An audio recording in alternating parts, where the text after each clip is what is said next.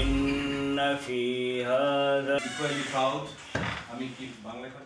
লন্ডনে বসবাসরত ব্রিটিশ বাংলাদেশি ব্যবসায়ীদের সংগঠিত ও ঐক্যবদ্ধ করার লক্ষ্যে লন্ডন রিজিয়নের উদ্যোগে এক গুরুত্বপূর্ণ সভা অনুষ্ঠিত হয়েছে। সভায় সভাপতিত্ব করেন লন্ডন রিজিয়নের প্রেসিডেন্ট মনির আহমেদ এবং পরিচালনা করেন জেনারেল সেক্রেটারি মোহাম্মদ শামসুল আরেফিন। সভায় অতিথি হিসেবে উপস্থিত ছিলেন সংগঠনের সাবেক প্রধান উপদেষ্টা Shahgir Bakht Faruk, deputy director general Emdad Ahmed প্রমুখ।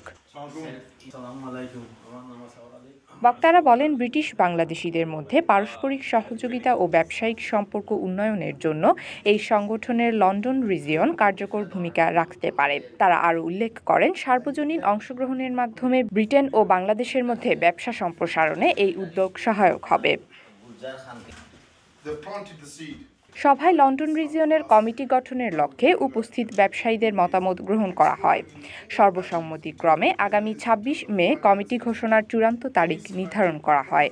এছাড়াও নতুন সদস্য হওয়ার জন্য আগামী ১৬ ও ২০ মে নমিনেশন ফর্ম দাখিলের চূড়ান্ত সময়সীমা নির্ধারণ করা হয়েছে। এই সভার মাধ্যমে ব্রিটিশ বাংলাদেশি ব্যবসায়ীদের মধ্যে একটি সুদৃঢ় ও কার্যকর নেটওয়ার্ক গঠনের প্রয়াস নেওয়া হয়েছে, যা ভবিষ্যতে উভয় দেশের অর্থনৈতিক উন্নয়নে গুরুত্বপূর্ণ ভূমিকা পালন করবে। Desk report, CTG news, Chittagong.